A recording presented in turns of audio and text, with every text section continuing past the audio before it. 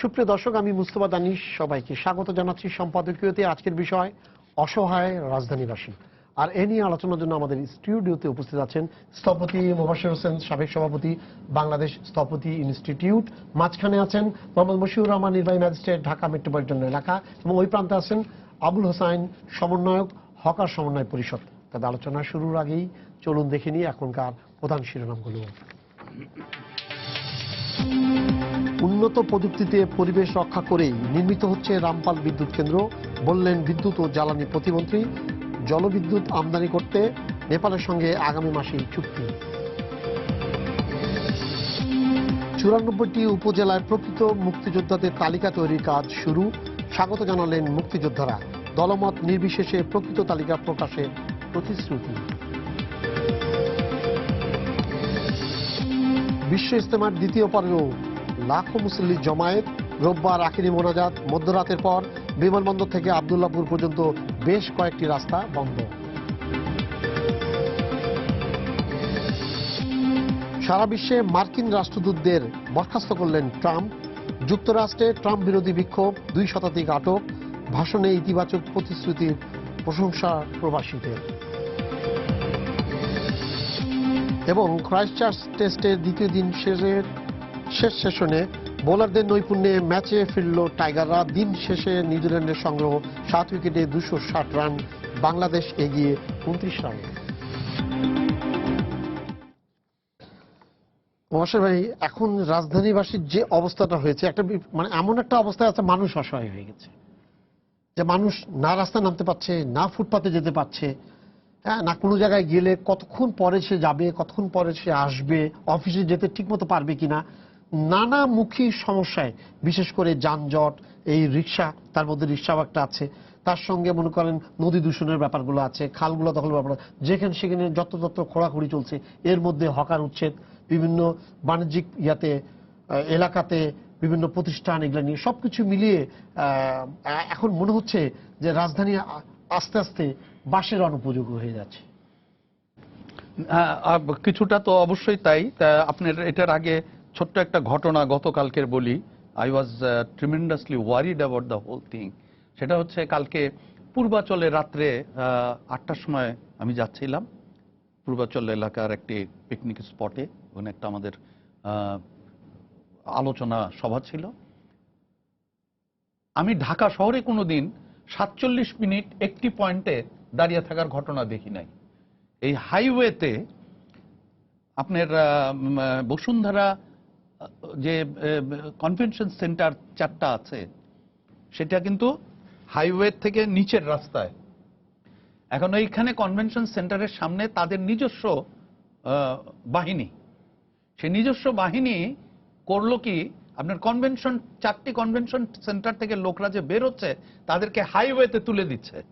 ফলে ফ্লাইওভার থেকে যে আমরা আসছি, ফ্লাইওভার উপর থেকে কনভেনশন সেন্টার পর্যন্ত 47 মিনিট, আমি আবারও বলছি 47 মিনিট ঘড়ি ধরে আমি একটি স্থানে দাঁড়িয়েছিলাম।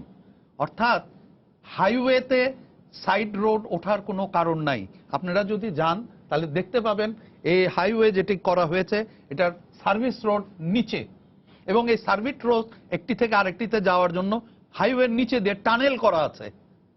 অর্থাৎ আপনি কোনো অবস্থায় আপনার ইচ্ছা মতো যেখানে সেখানে আপনার প্রতিষ্ঠানের রাস্তা তুলতে পারবেন না, আপনি যে কোনো জায়গা থেকে এই রাস্তায় উঠতে পারবেন না। তাহলে যে শহরে রাষ্ট্রপতি, প্রধানমন্ত্রী, বিচারপতি, প্রধান বিচারপতি, পুলিশের প্রধান বসবাস করে, সেখানে একটি প্রাইভেট প্রতিষ্ঠান জনগণকে, এখানে খেয়াল রেখেন পূর্বাচল কিন্তু চালু হয় নাই, সেই সময়ের কথা আমি বলছি। পূর্বাচল থেকে একটি মানুষও আসা যাওয়া করে না। সেইখানে যদি 47 মিনিট, এখন সন্ধ্যা 8টার সময় যদি এই দুর্ঘটনা ঘটে, তাহলে আগামী 1 বছরের ভিতরে কি দুর্ঘটনা ঘটবে, এবং সে ব্যাপারে কেউ সজাগ হয়েছেন কি? এই যে শহরের মাঝখানে আইন ভঙ্গ করে এই সার্ভিস রোড থেকে মেন রোডে যত্রতত্র ওঠার যে ব্যবস্থাটি করা হয়েছে, এবং ব্যক্তি স্বাধীনতার মূল প্রকাশ, অর্থাৎ ক্ষমতার স্বাধীনতা, ব্যক্তি স্বাধীনতা বলা যাবে না, এইখানে যদি আমরা ব্যর্থ হই, তাহলে এইটারই তো অবস্থা ঢাকা শহরের বিভিন্ন ক্ষেত্রে দেখা যাবে। এখন যদি একজন হকারকে আপনি তুলতে যান, সে যদি বলে যান না ভাই, আগে বসুন্ধরার এটা একটু বন্ধ করেন, তারপরে আমাদের তুলতে আসেন, কি উত্তর দিবেন? এখন আমরা যেহেতু প্রধান আলোচনার বিষয়বস্তু এখন ঢাকা শহরে এই আপনার হকারদের উচ্ছেদ, দ্য ওয়ার্ড উচ্ছেদ খেয়াল রাখতে হবে এবং তাদের জনগণের জন্য রাস্তার ব্যবস্থাপনা করা। এটাকে আমি দুইভাবে ব্যাখ্যা করি। আমি ঢাকা শহরের সিটি কর্পোরেশনকে নিয়মিত ট্যাক্স দেই। সিটি কর্পোরেশনের প্রচন্ড রকম দায়িত্ব এবং আমার দাবি আমার চলাচলের রাস্তাকে সুষ্ঠু, সুন্দর, স্বাভাবিক রাখতে হবে। অর্থাৎ জনগণের পথচারী বান্ধব, জনবান্ধব ফুটপাত, পায়ে চলার ব্যবস্থাপনা আমি চাই। এই কাজটি সিটি কর্পোরেশন করা শুরু করেছে। এখন প্রশ্ন হচ্ছে যে এই কাজটি এককভাবে, অর্থাৎ আপনার শরীরে 7-8টি রোগ, একটি রোগের আপনি একেবারে ওয়ার্ল্ড ক্লাস ট্রিটমেন্ট করলেন, বাকিগুলির কোনো ট্রিটমেন্ট করলেন না, আপনি কি কখনো সুস্থ হতে পারবেন? এই ফুটপাত থেকে এদেরকে উচ্ছেদ করা যদি এককভাবে খালি আমি তথাকথিত পুনর্বাসন বা সঠিক ব্যবস্থাপনার মাধ্যমে তাদেরকে পুনর্নিয়োগের ব্যবস্থা যদি আমি না করতে পারি, তাহলে আমি ফুটপাত থেকে উচ্ছেদ করে ড্রাগ ব্যবসায়ীর জন্ম দিচ্ছি, ফুটপাত থেকে উচ্ছেদ করে আপনার হাইজ্যাকার তৈরি করছি। কারণ এই কাজটি তারা করবে, পৃথিবীর ইতিহাসে যাচাই করলে এই জিনিসটি হয়েছে। এখন আপনি বলতে পারেন তাহলে কি আমি ফুটপাত থেকে এদেরকে উচ্ছেদ করা না করছি? না, আমি অবশ্যই মনে করি জনগণ, ঢাকা শহরের জনগণ যারা ট্যাক্স দেন সিটি কর্পোরেশনকে, তাদের সম্পূর্ণ দায়িত্ব রয়েছে এই জিনিসটি পাওয়ার সিটি কর্পোরেশনের কাছ থেকে, ম্যাজিস্ট্রেটদের কাছ থেকে, বা আপনার পুলিশের কাছ থেকে। এখন শুধুমাত্র এই কাজটি করলে কিন্তু কোনো অবস্থাতেই এই আপনার রোগ মুক্ত হওয়ার কোনো সম্ভাবনা নাই। এর পাশে চলে আসতে হবে সরকারকে পুনর্বাসন পরিকল্পনা নিয়ে। পুনর্বাসন মানে কি? ঢাকা শহরে এদের জন্য আরেকটি শপিং সেন্টার করে দেওয়া। আমার অভিজ্ঞতা আছে, আমি কয়েকটি শপিং সেন্টারের সাথে ডিজাইনার হিসেবে জড়িত ছিলাম। হকার সমবায় সমিতি, আমি দেখতে পেয়েছি সেখানে নামি দামি লোকজনের দোকান হয়ে গেছে। অর্থাৎ এই হকার, এটি হকার কিন্তু হকারই আছে, সে এটি বিক্রি করে দিয়ে সে আবার হকার হচ্ছে। অর্থাৎ পুনর্বাসন হলো একটি সঠিক পরিকল্পনার মাধ্যমে তাদেরকে পুনর্বাসিত করতে হবে। পুনর্বাসন মানে আরেক জায়গায় হকারি করার জন্য না। এবং এই পুনর্বাসনটার ব্যবস্থাপনাটা এইভাবে হতে হবে, তাদেরকে রেজিস্ট্রেশন করতে হবে, তাদের একটা কোড নাম্বার থাকতে হবে, তাদেরকে বিভিন্নভাবে পুনর্বাসন করা যায়। একটি হচ্ছে তুমি তোমার নিজ শহরে চলে যাও, সেখানে তোমাকে ব্যাংক স্বল্প ঋণ সুদে ঋণ দেবে, যার মাধ্যমে তুমি তোমার পেশাকে উন্নত করতে পারো, তুমি টেকনিক্যাল এডুকেশন নিতে পারো। এই সামগ্রিক ব্যবস্থাপনার দায়িত্ব কিন্তু সিটি কর্পোরেশন নিতে পারবে না। সিটি কর্পোরেশন যে কাজটি করতেছে তার পাশে অতি সত্বর এই মুহূর্তে এখনই সরকারকে এগিয়ে আসতে হবে, সরকারের বিভিন্ন মেশিনারিজ নিয়ে এই মানুষগুলোকে পুনর্বাসিত করার বিভিন্ন পদ্ধতিতে। বাংলাদেশের কোনো নাগরিককে আমি উচ্ছেদ শব্দ ব্যবহার করার বিপক্ষে। আমি যদি উচ্ছেদ করে কি তাকে বঙ্গোপসাগরে ফেলে দেব, তাকে পুনর্বাসিত করব। কারণ আমার দায়িত্ব ছিল, আমার সরকার কনস্টিটিউশনাল দায়িত্ব ছিল এই মানুষগুলির চাকরির প্রয়োজন ব্যবস্থা করা, তাদের আবাসস্থলের ব্যবস্থা করা, তাদের শিক্ষার ব্যবস্থা করা। এগুলি কিন্তু তার কনস্টিটিউশনাল রাইট। ইয়েস, মশির ভাই, ইয়া তো আপনি তো সমানে একদম রীতিমতো, উনি বললেন উচ্ছেদ বলা যাবে না, ঠিক আছে, আপনি অভিযান চালিয়ে যাচ্ছেন, লাভটা কি হচ্ছে? উচ্ছেদ, অভিযান দুটো একই শব্দ। উচ্ছেদের মধ্যে কিন্তু সাংঘাতিক একটা উচ্ছেদ মানে উচ্ছেদের বিষয়টা হলো যে আপনি যদি বেআইনি ভাবে বসেন, তখন যদি আমি আপনাকে অপসারণ করি তাহলে সেটা হবে উচ্ছেদ। আর যদি আপনি আইনগত সম্মত ভাবে বসেন, আপনাকে যদি আমি সরাইতে যাই, সেটা হয়তো অপসারণ হতে পারে। কিন্তু উচ্ছেদ এটা হলো একটা বিষয়, আইনি বিষয়টা। এখন বিষয় হলো যেটা যে আমার যে স্থপতি নগরবিদ উনি যে কথা বললেন, যে আমি বললো যে এই কাজটা শুধু ম্যাজিস্ট্রেট আর পুলিশ, আমি এটার সাথে একমত না। কাজটা করতে হবে, এই দেশের স্বাধীন দেশ, এই দেশের প্রত্যেকে এই দেশের ট্যাক্স দেয় এবং জনপ্রতিনিধি যারা আছে সকলের মিলে এই কাজটা করতে হবে। এখানে শুধু পুলিশ আর ম্যাজিস্ট্রেট করবে, আমরা করব, আর আপনি ব্যবসায়িক সমিতির সভাপতি, আপনি নির্বাচিত জনপ্রতিনিধি, আপনার কোনো দায়িত্ব থাকবে না? আপনার দায়িত্ব থাকবে। কারণ কি, পুলিশ ম্যাজিস্ট্রেট তার একটা নিয়মতান্ত্রিক কাজ করে। আমি বিজ্ঞ জেলা ম্যাজিস্ট্রেট একটা উচ্ছেদ নথি সৃজন করার পরে একজন ম্যাজিস্ট্রেট নিয়োগ করে, সেখানে তো আমি নিয়োগপ্রাপ্ত হওয়ার পর আমি মেট্রোপলিটন পুলিশ কমিশনার মহোদয়ের সহযোগিতা পুলিশ ফোর্স নিয়ে উচ্ছেদ করলাম, সকাল থেকে সন্ধ্যা পর্যন্ত উচ্ছেদ করলাম। করার পর সকালে চলে এসে দেখলাম যে ওখান দিয়ে আমি যাচ্ছি, সকালবেলা দেখলাম যে আপনি আবার বসে পড়লেন। যখন আপনার দোকান মার্কেট মালিক সমিতি, আপনি প্রেসিডেন্ট বা সভাপতি, যখন আপনার দোকানের সামনে বা আপনার মার্কেটের সামনে একটা হকার বসতেছে, তখন যদি আপনি বাধা দেন যে ভাই এখানে ম্যাজিস্ট্রেট সাহেব আসছিল, পুলিশ আসছিল, যে তোমরা এত কষ্ট করে ঘাম ঝরায় তারা দখল মুক্ত করছে, তোমরা বসো না, তাহলে কিন্তু জিনিসটা মানে আপনি সচেতনতার কথা বলছেন। হ্যাঁ চলমান না, থাকে। অভিজ্ঞতা যেটা হ্যাঁ, দায়িত্বের এখন আমি শুধু জেল জরিমানার জন্য তো আমার লক্ষ্য না। আমার লক্ষ্য হলো আইনের শাসন বাস্তবায়ন করা। কাউকে জরিমানা করব, কাউকে জেল দেব, সেটা আমাদের মূল লক্ষ্য না। আমাদের লক্ষ্য হলো আইনটাকে শ্রদ্ধা করা, আইনের প্রতি মানুষকে আস্থাশীল করা।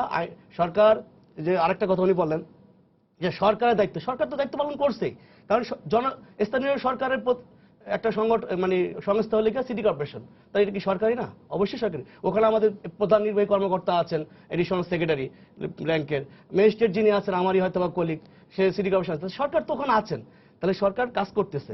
সিটি কর্পোরেশন হয়তো একটা ব্যানার, সিটি কর্পোরেশন স্থানীয় সরকার, ওখানে একজন প্রতিনিধি আছেন, মেয়র মহোদয় আছেন, কিন্তু সরকারের আমরা যারা কর্মচারী বা কর্মকর্তা তারা কিন্তু ওখানে কাজ করতেছি। সরকার হয়তোবা সেন্ট্রাল গভর্নমেন্টে আমি কাজ করতেছি, ওনারা হয়তো স্থানীয় সরকারের অধীনে কাজ করতেছে, কিন্তু ওখানে কিন্তু সরকার আছে না। কিন্তু না, মুশফিক ভাই আমাকে একটা জিনিস বলেন, এই যে আপনারা অভিযান চালান অবৈধভাবে, মানে যেসব জায়গাতে অন্যায়ভাবে বসে আছে, সেটা ফুটপাত হোক, দোকান হোক, রাস্তার উপরে হোক, যে জিনিসগুলো হচ্ছে, যে জিনিসগুলো আপনারা করেন, আপনাদের কোনো প্ল্যান আছে? এরকম কোনো জিনিস আছে না যে আমাদের রাজধানীতে এতগুলা ফুটপাত এত কিলোমিটার দখলে আছে এবং এই লোকগুলো বসে, এত হাজার লোক এখানে আছে অথবা বসতে আছে, বা এদেরকে পুনর্বাসন বা ওদের সাথে বসে ওদেরকে কিভাবে চমৎকার ভাবে হটিয়ে তাদের ব্যবস্থা করা যায়, এই ধরনের কোনো প্ল্যান কি আপনার সিটি কর্পোরেশন বা আপনি এখন পর্যন্ত বসেছেন কিনা? না খালি একটা পার্টিকুলার জায়গা আপনার হাত দিয়ে ওটা ফেলে দেন। আমার অথরিটি হলো বিজ্ঞ জেলা ম্যাজিস্ট্রেট, আমার অথরিটি। হ্যাঁ, আমি কাজ করি মেট্রোপলিটন পুলিশ কমিশনার মহোদয়ের সার্বিক সহযোগিতা আমি কাজ করি। এখন প্ল্যান পলিসি মেকিং এ যারা আছে ওনারা বিষয়টা বলতে পারবে। পলিসি মেকিং এর আমার কাজটা হলো বাস্তবায়ন করা। পলিসি মেকার যারা আছে, মানে যারা এখানকার নগর দায়িত্বে আছেন, তারা এটা বলতে পারবে। এই বিষয়টা আমি অতটা ভালো বলতে পারি, কিন্তু আমি যেটা বলবো যে আমার উপর অর্পিত দায়িত্ব যেটা দেওয়া হয়, যেমন আমাকে একটা দায়িত্ব দেওয়া হয়েছিল কামারপাড়া ব্রিজ থেকে আব্দুল্লাহপুর রেল লাইন থেকে কামারপাড়া ব্রিজ 3 কিলোমিটার পানি উন্নয়ন বোর্ডের জায়গা দখলমুক্ত করতে হবে। তো এখানে যখন আমি মেট্রোপলিটন পুলিশ কমিশনার মহোদয়ের কাছে লিখিতভাবে পুলিশ ছিলাম, উনি স্যার বললেন যে ওই ঠিক আছে, আমি লোকাল ডিসির সাথে কথা বলি। তো লোকাল ডিসি ওখানে এই উচ্ছেদের কথা শুনে দেখা যাচ্ছে যে উত্তরা মিছিল হচ্ছে যে উচ্ছেদ করতে দেওয়া হবে না। কাজটা কিন্তু আমার বৈধ কাজ, কিন্তু অন্যায়ভাবে একটা মিছিল করতেছে। ওখানে একটা রিপোর্ট আসলো যে প্রায় 1,500 লোক মিছিল করতেছে, এখন যদি এখানে উচ্ছেদ করা হয় তাহলে আইন শৃঙ্খলা অবনতি ঘটবে। আমি যখন পুলিশের বিষয়ে আবার কথা বললাম, কমিশনার স্যার বললো যেরকম তো নেগেটিভ আসছে, তো কি করা যায়? আমি বললাম স্যার আমার উপর আপনার ভরসা আছে? বলে আছে। আমার যা যা দরকার আপনি দেন। তা কি দরকার? আমি বললাম স্যার আমাকে 300 ফোর্স দেন, একটা এপিসি দেন, একটা জলকামান দেন, আমি ওইটা ক্লিয়ার করে আসবো। এবং ইনশাল্লাহ 5 দিনে আমি সেটা করে আসছি। এখন কাজ করা মানসিকতা থাকতে হবে। এবং কমিশনার স্যার কিন্তু বিষয়টা বলছে যে দেখা হলো বলে, এখনো বলে যে আমরাই পারি। কেন বলে? যে আমরা জিনিসটা পারি। যে কোনো বৈধ কাজ, সরকারের যে কোনো নীতি নির্ধারণী বাস্তবায়ন করতে হলে যদি মানসিকতা সঠিক থাকে আমরা পারি। কিন্তু পারার পরে আমি কিন্তু আমার ওখানে গেলাম, এই ইস্তেমার যখন আবার বিজ্ঞ জেলা ম্যাজিস্ট্রেট মহোদয় যখন আমাকে আবার ইস্তেমার বিষয়ে হকার উচ্ছেদ করতে বলা হলো, তখন গেলাম, উত্তরা ডিভিশনের পুলিশ নিয়ে গেলাম। যাওয়ার পর দেখলাম যে ওখানে সেই আগের মতই আছে, বসে নাই। কারণ কি? এটা একটা, আমি মনে করি এটা একটা মডেল, যে ওখানকার জনপ্রতিনিধি, ওখানকার পুলিশ বিভাগ এবং আইন শৃঙ্খলা বাহিনী সবাই ওখানে বিষয়টা সচেষ্ট ছিল যে জিনিসটা আমরা কাউকে বসতে দেব না। এবং কাউকে এই পর্যন্ত আব্দুল্লাহপুর রেল লাইন থেকে কামারপাড়া ব্রিজ পর্যন্ত যে 3 কিলোমিটার 60 একর জমি পানি উন্নয়ন বোর্ডের, এখানে সরকারের 4 লেনের প্রকল্প আছে, এলিভেটেড এক্সপ্রেস, তারপর আপনার মেট্রো রেল, সমস্ত প্রকল্পগুলো কিন্তু এখানে আপনি ভালো জানেন। তাহলে এখানে আমরা ওখানকার, তাহলে যে আমরা কাজ করলে যে আপনার দেখা যাচ্ছে যে হয় না, এটা ভুল হয়। যদি আমাদের সবাই যদি আমরা সচেষ্ট থাকি, আইন শৃঙ্খলা বাহিনী বলেন, লোকাল জনপ্রতিনিধি বলেন, এবং আমরা যারা আছি সবাই যদি, জনগণ সবাই। এবং মজার বিষয় হলো যেটা দেখেন যে ওখানে কিছু দলীয় কার্যালয় ছিল, সেগুলো কিন্তু উচ্ছেদ করা হয়েছে। আমি দলীয় কার্যালয় যাদের অফিস তাদেরকে আমি ফোন করেছি এবং তারা সসম্মানে তাদের অফিস সরাই নিয়ে গেছে। তাহলে সেটা যেই দলেরই হোক, তারা কিন্তু আইনকে শ্রদ্ধা করেছে। তাহলে বিষয়গুলো আপনি দেখেন যে দলীয় কার্যালয় এটা কিন্তু একটা টাচি বিষয়, কিন্তু তাই দেখা যাচ্ছে যে যারা ওই দলীয় কার্যালয় ইউনিট সভাপতি বা ওয়ার্ড সভাপতি, তাদেরকে আমি ফোন করেছি যে দেখেন আপনার দলীয় কার্যালয় এটা কি করবে? ফলে যে আমরা আইনের শ্রদ্ধা করি, সরকারের আদেশ আমরা মানি, আমরা আমাদের উপরে সরাই নিচ্ছি, সেগুলো সরাই নিচ্ছে তারা। সরাই তো নিচ্ছেন, কিন্তু ওনারা সরাচ্ছেন না। আবুল হাসান ভাই, জি, যেটা হলো হকার সমন্বয় পরিষদের, আপনি হচ্ছেন সমন্বয়ক। এই যে গুলিস্তানে যে ইয়েটা হচ্ছে, মানে মেয়র মহোদয় একরকম বলছেন এবং ইয়ে করার চেষ্টা করছেন, আপনারা আন্দোলন করছেন এবং আপনারা বলছেন যে এটা কোনো মতে মেনে নেওয়া যায় না। আপনারা আসলে কিভাবে এই জিনিসটাকে, হ্যাঁ, কিভাবে আপনারা এটাকে সুষ্ঠুভাবে শেষ করতে চান? আচ্ছা, প্রথমত আপনি যে আজকের এই আলোচনা সভার যে শিরোনামটা দিয়েছেন, অসহায় নগরবাসী, আপনার শিরোনামের সাথে আমিও একমত পোষণ করছি, কারণ আমিও এই নগরের একজন নাগরিক। আমার কথার অনেকগুলো কথা শুরুতেই যিনি বলেছেন, স্থপতি মোবাশ্বের আলী, আমার কথা তিনি অনেকখানি বলে ফেলেছেন, ফলে আমার দায় দায়িত্ব অনেকখানি কমে গেছে। তারপরও যেটা বলবো, আমরা এ কথা কখনোই বলিনি যে আমরা লড়বো না, এ কথা আমরা কখনোই বলিনি। আমরা সবসময় বলেছি যে আমাদেরকে পুনর্বাসন করুন, কিন্তু পুনর্বাসনের নামে নির্বাসন, তাহলে আমার জীবিকা কিভাবে হবে, আমার মানবাধিকার কোথায় থাকলো, এইটা একটু বিবেচনা করুন। আমি বিনয়ের সাথে বলছি যে আপনার দৃষ্টিভঙ্গিটা একটু পরিবর্তন করুন। প্রথমে যদি মনে করেন এই মানুষগুলো দেশের সম্পদ, তাহলে একরকম অ্যাটিচিউড হবে, আপনার দৃষ্টিভঙ্গি একরকম হবে, আবার কার্যক্রম একরকম হবে। আর যদি প্রথমেই মনে করেন এরা জঞ্জাল, এরা গরিব মানুষ, অশিক্ষিত মানুষ, গ্রাম থেকে এসছে, এদেরকে তাড়িয়ে দাও, স্মার্ট সিটি তৈরি করব, তাহলে আর একরকম আপনার অ্যাকশনের অ্যাটিচিউডটা হবে। ফলে আমি বিনয়ের সাথে এই কার্যক্রমের সাথে সিটি কর্পোরেশন যারা জড়িত তাদেরকে অনুরোধ করব, যেমন একটু আগে ম্যাজিস্ট্রেট সাহেব বললেন যে উনি হুকুম পালন করছেন, কিন্তু আপনি একজন মানুষ, হৃদয়বান মানুষ, আপনাকে আইন যেমন দেখতে হবে, কিন্তু আইন যাদের উপর প্রয়োগ করছেন সেই মানুষের তো অধিকার আছে, তার জীবিকার অধিকার আছে। তো সেই মানুষটির জীবিকার ব্যবস্থা না করে আপনি নিষ্ঠুরভাবে আইনের প্রয়োগ করলেন, তাহলে ওই মানুষের অধিকারটা কোথায় থাকলো? ফলে আমি মনে করি যে আসলে দৃষ্টিভঙ্গি পাল্টাতে হবে এবং তার সাথে আপনাকে একটি কম্প্রিহেন্সিভ, একটি সমন্বিত প্রোগ্রাম নিতে হবে, কর্মসূচি নিতে হবে। তা না হলে আজকে উচ্ছেদ করবেন, আবার 2 দিন পরে আবার হচ্ছে তো, উনি বললেন যে আজকে হচ্ছে, কালকে এটা কোনো সমাধান নয়। আর আমি ব্যক্তিগতভাবে মনে করি উচ্ছেদ কোনো সমাধান নয়, বরং উচ্ছেদ মানবিক বিপর্যয় ঘটায়, যেটা আমরা দেখেছি। উচ্ছেদ করতে গিয়ে হকারদের যে স্বল্প পুঁজি আপনারা নষ্ট করেছেন, ভেঙে দিয়েছেন বুলডোজার দিয়ে, এবং কি আকুতি করেছে আপনারা দেখছেন। একটা মানুষ তার একটা চুলা নিয়ে দৌড়াচ্ছেন, কারণ ওইটাই তার জীবিকার একমাত্র অবলম্বন। তো এই নিষ্ঠুরতা বন্ধ করুন।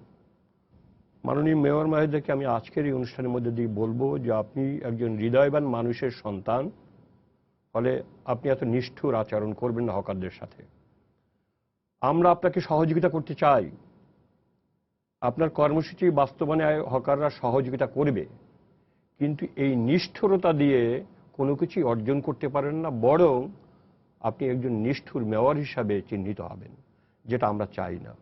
আপনি একজন রাজনীতিবিদ, আপনি আপনার ধমনীতে হানিফ ভাইয়ের রক্ত প্রবাহিত, একজন হৃদয়বান মানুষের সন্তান আপনি, ফলে আপনি এই কাজ করবেন না। আচ্ছা হোসেন ভাই, আমাকে একটা কথা বলবেন, এই যে এই জিনিসের সময় আপনাদেরকে কখনো ডাকা হয়েছে যে আমরা এটা চাই, আমরা আপনারা এটাতে কি করবেন, বা আমরা চাই যে এতদিনের মধ্যে, বা কোনো প্রতিশ্রুতি এই ধরনের কোনো জিনিস আপনাদের সাথে?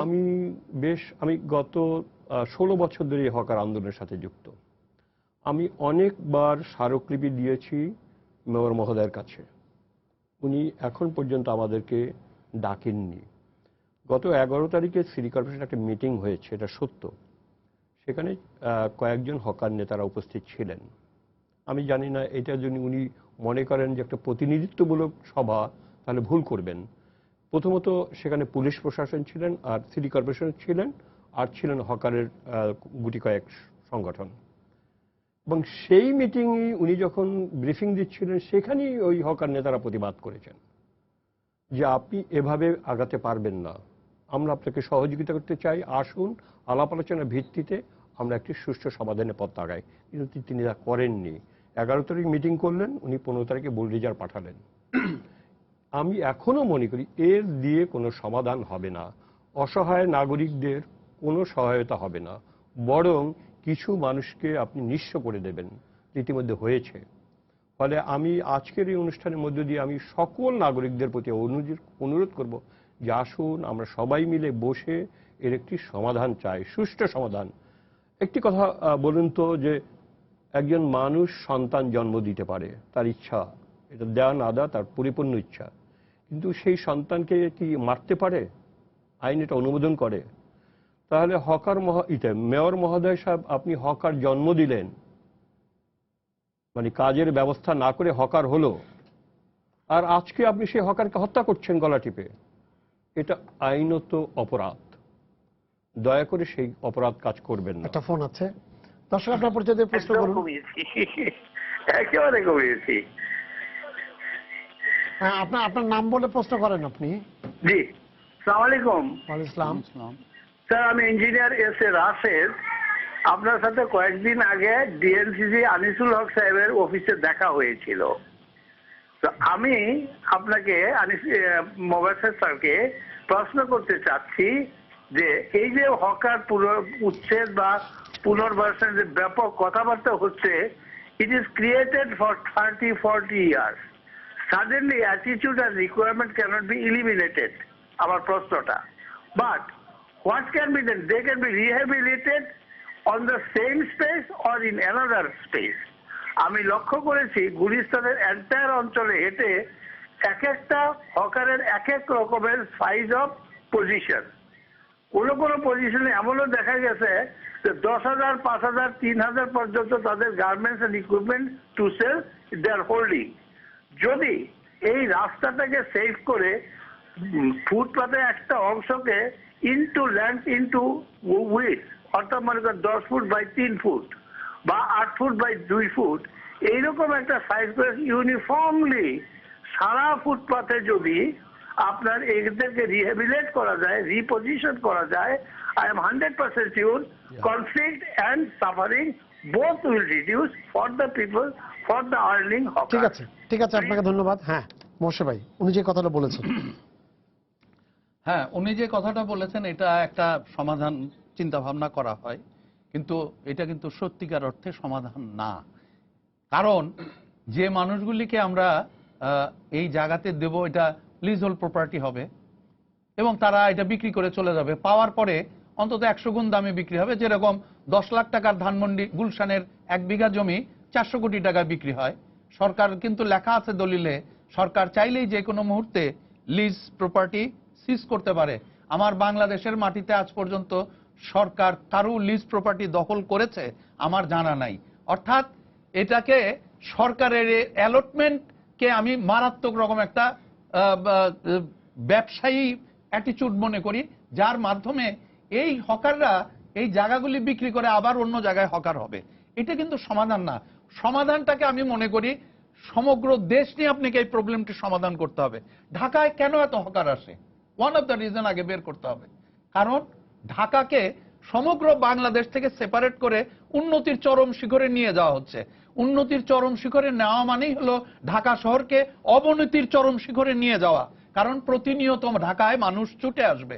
অর্থাৎ এইখানে আমি অন্তত 10 বার বলেছি, ঘরের মাঝখানে একটি মিষ্টি দিলে পারে দেশের সমস্ত পিঁপড়া, ঘরের সমস্ত পিঁপড়া ওই জায়গায় আসবে এবং এই পিঁপড়া ছাড়া আপনি আর কিছুই দেখতে পারবেন না। কিন্তু এটাকে যদি ডিসেন্ট্রালাইজ করেন, মিষ্টিটাকে যদি 20 জায়গায় ছড়িয়ে দিতে পারেন, তাহলে কিন্তু এই হকারের চাপ প্রতিনিয়ত কমা শুরু করবে। এবং সরকারকে পুনর্বাসন, ম্যাজিস্ট্রেট সাহেব যে কথাটা বললেন, আমার মনে হয় আমার কথাটা উনি বোঝেন নাই।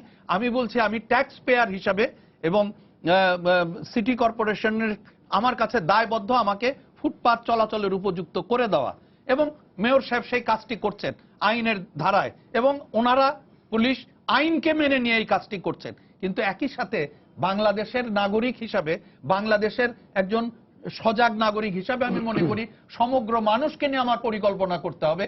খালি মোবাশ্বের যাতে ফুটপাত দিয়ে আরামে যেতে পারে সেই জন্য হকারকে আমি উচ্ছেদ করব, হকারের ব্যাপারে চিন্তা করব না, এটা আমি মেনে নিতে পারি না।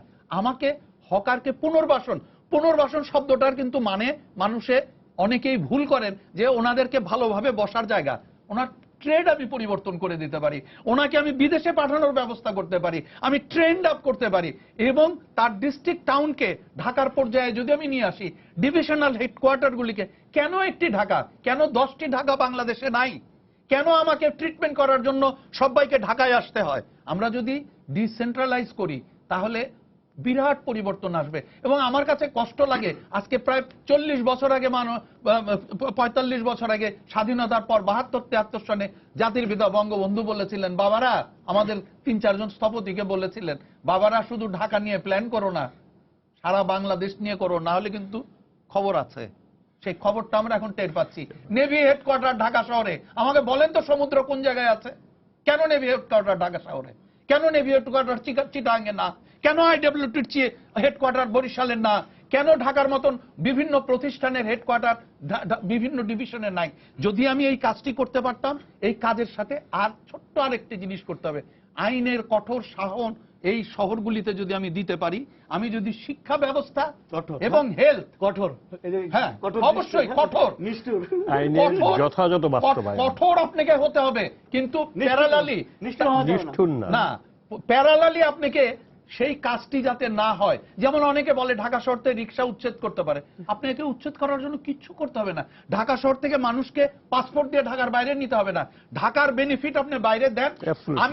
আমি একটা এক্সাম্পল বহুবার দেই, আমি যদি জানি মানিকগঞ্জ থেকে 45 মিনিটে অ্যাপোলোতে এসে আমার হার্ট অ্যাটাকের ট্রিটমেন্ট করতে পারবো, আমি কি পাগল 10 কোটি টাকা দিয়ে গুলশানে মানুষের সাথে শেয়ার করে একটি অ্যাপার্টমেন্টে থাকবো? আমি মানিকগঞ্জে জমিদারি বানায় আমি ওইখানে থাকবো? আমাকে এই সুযোগগুলি তো আমার আছে, আমার সেই রাস্তা আছে, আমার রাস্তা দখল করে আছে, রাস্তার পাশে মসজিদ দিয়ে লাইন ধরে নামাজ পড়ছে, হাইওয়ের উপরে স্কুল অপর পারে ছেলেমেয়েরা পার হচ্ছে। আমরা তো চাইলেই এগুলির সমাধান করতে পারি।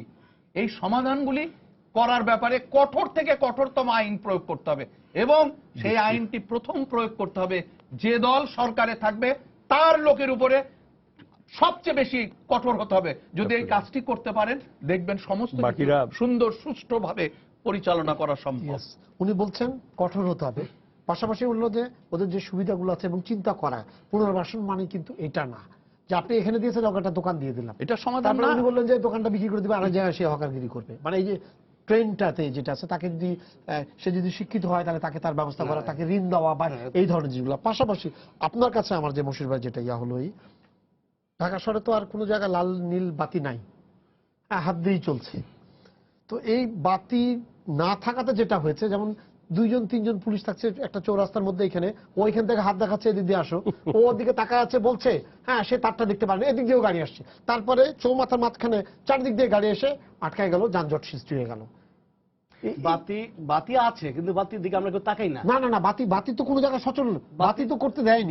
বাতি এবং কিছু হলেই পুলিশ বলে যে এরকম করে যদি বাতি চালায় তাহলে সব স্ট্যাগ হয়ে যাবে ঢাকা শহর।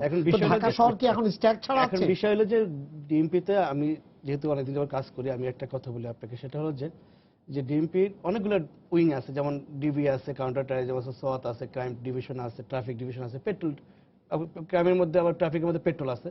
তো ওই যে পেট্রোল ডিভিশন বা ট্রাফিক ডিভিশন তারাই কাজগুলো করে থাকে। তো এখন ওই হকার ফুটপাত এটা পেট্রোলের দায়িত্ব, আর ওই সিঙ্গেল লাইটের বিষয়টা হলে সিটি কর্পোরেশন এবং ট্রাফিক যৌথভাবে বিষয়টা দেখে।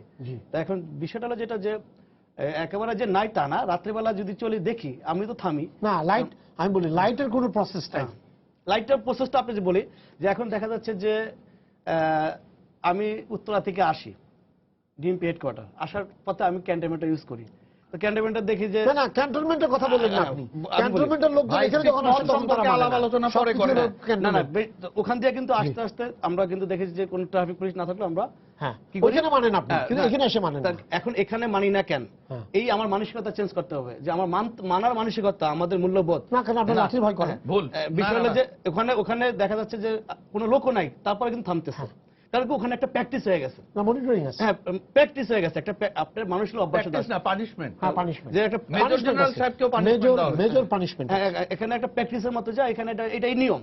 তা আমরা যেখান থেকে চলি এখানে যে বিশেষ করে বাংলা মোটরের কথাটা আমি আপনাকে বলি, যে বাংলা মোটরে আমি এই পর্যন্ত না হলো 10 দিন বসছি, কারণ এটা ম্যাজিস্ট্রেট হিসাবে 10 দিন বসছি। মেট্রোপলিটন পুলিশের ট্রাফিক ডিভিশন সাউথের পক্ষ থেকে বিজ্ঞ জেলা ম্যাজিস্ট্রেটের নির্দেশনা আমরা প্রায় এখানে 10 দিন বসছি। আমাদের কাজটা কি, যে ফুট ওভার ব্রিজটা যাতে সবাই ইউজ করে, এবং না করার জন্য আমরা অনেককে হয়তোবা জরিমানা করেছি জরিমানা করেছি। জরিমানা করেছি জি। এটা পাবলিক নসেন্সের কারণে, গণ উপদ্রবের কারণে, সরকারি আদেশ অমান্যর কারণে বিভিন্ন আইনে আমরা জরিমানা করেছি। তো বিষয়টা হলো যেটা যা ওই যে ফুট ওভার ব্রিজটা যে সে ব্যবহার করবে, আগে আমার ফুট ওভার ব্রিজটাকে ব্যবহার উপযোগী করতে হবে। সেই উপযোগী করতে যা কিন্তু দেখা যাচ্ছে যে আমি ফুট ওভার ব্রিজ যারা ব্যবহার করতেছে না তাদের বিরুদ্ধে অ্যাকশন করার আগে যারা ফুটপাত দখল করছে তাদের বিরুদ্ধে আমি অ্যাকশন করতে করতে সময় চলে যাচ্ছে। এবং পরে আপনি তো এখান দিয়ে যাতায়াত করেন, আপনার যেহেতু এই কাছাকাছি, আমি মানে শেষে একজনকে নিরুপায় আমি 15 দিনের তাকে কনভিকশন দিয়েছি, যে তাকে আমি 7 দিন বলার পরে সে যখন আইন সরে যায়, আমি আসার পর সরে যায়, আবার এসে বসে। কনভিকশন দেওয়ার পর 15 দিন পর সে খেটে আসছে, খেটে এসে আবার সেই ব্যক্তি 15 দিন পর আবার ওই জায়গায় বসছে। তা আমি এখন তার মানে কি ফেইলিওরটা আপনি টের পাচ্ছেন দেখেন কিন্তু। যে তাহলে দেখা যাচ্ছে কি যে শাস্তি দিয়েও কিন্তু সমাধান নাই। সমাধান হচ্ছে না। ওই জন্যই তাহলে তো আমার পুনর্বাসন দরকার। মানসিকতা চেঞ্জ করতে হবে যে আমি একা উপার্জনের জন্য আমি ঢাকা শহর প্রায় 2 থেকে 2.5 কোটি লোকের বসবাস, সবার আমি অনিষ্ট করতেছি। তা আমার উপার্জনের তো আরো রাস্তা আছে। যে যে ওনারা এখানে আছেন, মানে ওনারা বিষয়গুলো দেখেন যে যে যে আমি সমস্ত রাস্তাঘাট ফুটপাত দখল না করে নির্দিষ্ট একটা জায়গা, সেটা সিটি কর্পোরেশনের মাধ্যমে হোক, তারপরে বা বেসরকারিভাবে হোক, তারা চয়েস করতে পারে যে এই জায়গাটা আমরা বসবো। বসার পরে তাহলে ফুটপাত তো দখলমুক্ত হলো, তাদেরও ব্যবসা চলে। এখন তারা ব্যবসা করবে, ফুটপাত দখল করে, তাহলে তো জিনিসটা দুইটা তো হয় না। আইন সিদ্ধ হচ্ছে না। তারা ব্যবসা করুক, এটা আমরা চাই। সরকার যে আরেকটা কথা আমাদের ব্যবস্থাপতি উনি বললেন যে শুধু ঢাকা শহরে উন্নয়ন করছে, এটার সাথে আমি একটু ডিফার করি, যেহেতু আমি নিজেকে সরকারি কর্মকর্তা বা কর্মচারী, যে সরকার কিন্তু পদ্মা সেতু বানাচ্ছে। পদ্মা সেতু বানাচ্ছে না, তাহলে কি কেন বানাচ্ছে? যে ঢাকামুখী যাতে লোক কমে যায়। কারণ যোগাযোগ, আমি আমার বাড়ি যেমন মনে করেন মাদারীপুর, আমি যারা মাদারীপুর থেকে পদ্মা সেতু হয়ে গেলে আসতে লাগবে মাত্র 1.5 ঘন্টা। তা 1.5 ঘন্টা হলে যদি কেউ মনে করে যে আমি আমার গ্রামের থেকে অফিস করবো, 1.5 ঘন্টার মধ্যে সে গাড়ি নিয়ে ঢাকায় এসে অফিস করতে পারবে। অবকাঠামো কিন্তু উন্নয়ন হচ্ছে না আপনার।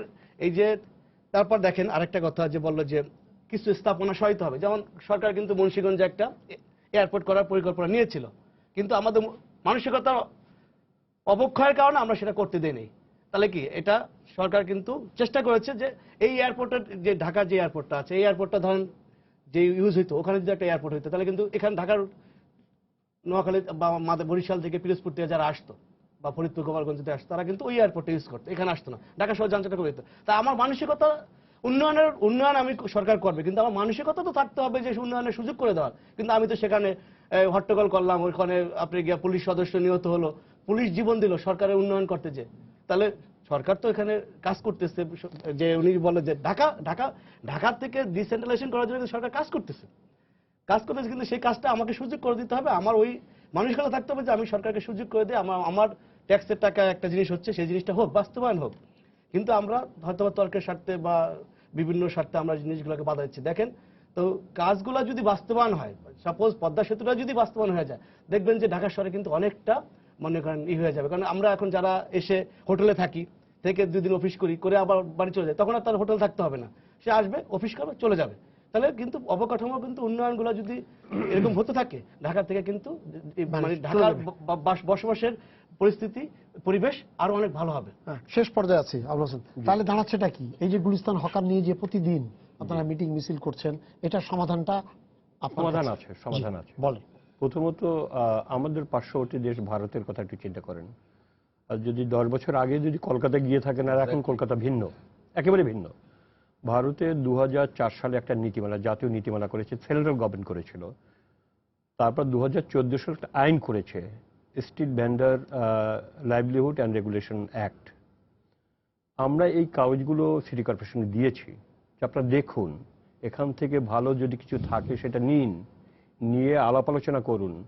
এবং উনি একা নির্বাচিত জনপ্রতিনিধি না, এখানকার ঢাকা শহরে 15 জন সংসদ সদস্য আছে, তাদের মতামত নিন, প্রয়োজনে বিশেষজ্ঞরা আছেন, নগরবিদ আছেন, তাদের পরামর্শ নিন।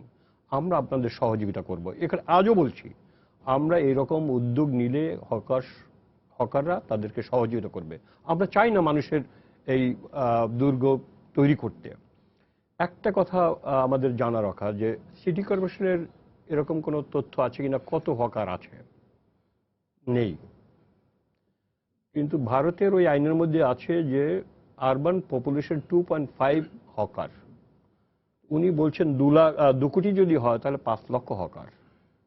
2 কোটি অধিক ধরে নিলাম, আমি আপনার কথা ধরে নিলাম, 2 কোটি যদি আপনাকে 2.5 হয়। একটু ইন্টারাপ্ট করি যে এই শহরটা যখন অবকাঠামো করা হয়, এই স্থগিতবিদ উনি আছেন কত বছর আগে, 50 বছর আগে, তখন লোক সংখ্যা কত ছিল? খুবই কম ছিল, খুবই কম। তাহলে ওই লোক সংখ্যা আদলে কিন্তু এই শহরটা, আমিও ঢাকায় 73 এসেছি, আমি মেট্রিক পাস করে ঢাকায় এসেছি ভর্তি হওয়ার জন্য, আজ অব্দি আছি। ফলে সেই ঢাকায় এখন এই ঢাকা নেই, আমরা জানি। এখন একটা সমস্যা আছে, সমস্যার সমাধান করতে হবে, কিন্তু এটা মাথা গরম করে কাউকে বিচার করে কাউকে দলন করে এটা দিয়ে সমাধান হবে না। আমাদের সেই যে দাবিগুলো যদি একটু বিবেচনা করতো ঠান্ডা মাথায়, আমার মনে হয় আজকের এই পরিস্থিতি হতো। আপনাদের কি কোনো রেজিস্ট্রেশন সিস্টেম নাই? আপনাদের যে সমিতি আছে, সমন্বয় আছে, কতজন হকার আপনাদের ইয়াতে আছে? তাহলে আমি তো অথরিটি না, অথরিটি হচ্ছেন সিটি কর্পোরেশন। না, কিন্তু আপনারা বলুন কত, আপনারা যারা সমন্বয় সমিতি, হকার্স কমিটি এগুলো বানাচ্ছেন, আমরা তো তাদের কত সদস্য আছে? হ্যাঁ, আমরা তো বলছি যে আমাদের মেম্বার আছে এরকম 3 লক্ষ, আমাদের সব মিলিয়ে রেজিস্ট্রেশন মেম্বার, আমাদের বিভিন্ন, আমাদের যেভাবে রেজিস্ট্রেশন দেই, আমরা যেভাবে সদস্য করি তাতে 3 লক্ষ আছে। এটা একটু বেশি হবে, আমরা সবাই কিন্তু রিচ করতে পারি না। তারপর সিজনাল কিছু হকার আছে, দেখবেন যে ফলের সময় এক্সট্রা কিছু লোক চলে আসে, ধান থাকে না। একটা জিনিস মনে রাখেন যে হকাররা, হকারদের অর্থনীতি একটু বিবেচনা করেন, তারা কি পরিমাণ অর্থনীতি কন্ট্রিবিউট করেছে। হকার কারা? যে দেশীয় ক্ষুদ্র এবং মাঝারি শিল্পে উৎপাদিত পণ্য সামগ্রী কম দামে নাগরিক হাতে তুলে দেয়। এই সোয়েটারটা আমি 30 টাকায় কিনেছি, এইটা যদি বসুন্ধরা থেকে কিন্তু কত টাকা লাগতো? কম হলে 200 টাকা লাগতো। তাহলে আমি সেই 200 টাকার জন্য 30 টাকা কিনলাম, আমি হয়তো 2টা কিনে ফেলবো, 3টা কিনে ফেলবো। তার মানে আপনি কি পরিমাণ এটা অর্থনীতিতে ইয়েটা কন্ট্রিবিউশন, অর্থনীতির চাকার কথা। হ্যাঁ, তো ফলে এইটা এইভাবে যদি আমি বিচার করি, আমি প্রথমেই বলছি দৃষ্টিভঙ্গি পাল্টাতে হবে। আমরা ভিন দেশের নাগরিক না, এই হকাররা এই দেশের নাগরিক। ফলে আমাদের মেয়র মহোদয় আমাদের একটা পিওনের চাকরি দেখ সবাইকে, আমরা চলে যাব এখান থেকে, রাতারাতি চলে যাবো, আর কোনো প্রশ্ন তুলব না, সেটা তো সম্ভব নয়। সরকারের পক্ষে, রাষ্ট্রের পক্ষে এই মুহূর্তে এত মানুষের কর্মসংস্থান করা সম্ভব না। আমি 5,000 টাকা দিয়ে একটা আত্মকর্মসংস্থান তৈরি করেছি, নিজের মতো করে ব্যবসা করছি। আপনি এটা ঘুরিয়ে দেবেন? এইটা অর্থনীতি বিবেচনায় বলে কিনা, এইটা কোনো মানবিক বিবেচনায় বলে কিনা, এটা কোনো আইনের বিবেচনায় বলে কিনা, আমি বলি যে উনি জবাব দিতে পারবেন না, কেউ জবাব দিতে পারবে না। ইভেন আমাদের ম্যাজিস্ট্রেট সাহেব, উনি নিষ্ঠুর অভিযান চালালেন, উনি বাড়িতে গিয়ে নিশ্চয়ই ওনার সন্তানের মুখোমুখি হয়, ওনার পরিবারের লোকদের কাছে মুখোমুখি, তুমি এই নিষ্ঠুরতা কেন চালালেন, উনি হয়তো জবাব দিতে পারেন ওখানে, কারণ উনি আইনের হুকুম পালন করছেন। ফলে আমি এইভাবে দেখি না বিষয়টাকে, এইভাবে না দেখে এটা একটা সার্বিক পরিকল্পনা দরকার, সমন্বিত। আমরা কথা দিচ্ছি যে আমরা প্রশাসনকে, সরকারকে, সিটি কর্পোরেশনকে সহযোগিতা করব। তো আমাদের সময় শেষ হয়ে গেছে। আমি ছোট্ট একটা কথা বলবো। ম্যাজিস্ট্রেট সাহেব যে কথাটা বলেছেন যে যোগাযোগ ব্যবস্থাটা কিন্তু ঢাকা শহরের চাপ অনেক কমাবে, কারণ কলকাতায় তার সবচেয়ে বড় প্রমাণ যে দিনের কলকাতার জনসংখ্যা রাতের জনসংখ্যার দ্বিগুণ। আমি নিজে আমরা এই কাজটি যদি আমরা, কারণ আর ঢাকা শহর এমন একটা জায়গা, বাংলাদেশের যে কোনো পয়েন্ট থেকে আধুনিক যানবাহনের ব্যবস্থা যদি আমরা করতে পারি তাহলে আমরা 2 থেকে 2.5 ঘন্টা চলে আসতে পারবো। এবং এটাকে সহজভাবে বলা হয় এখন ডিস্টেন্স মাপা হয় সময় দিয়ে।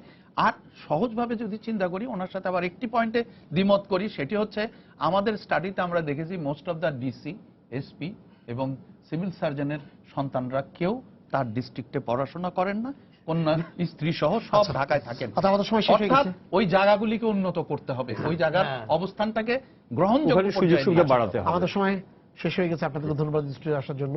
সবাইকে শুভেচ্ছা জানিয়ে শেষ করছি আজকের সম্পাদকীয়। আগামীকাল আবারও দেখা হবে রাত 10টায়, দেখার আমন্ত্রণ রইল। শুভরাত্রি।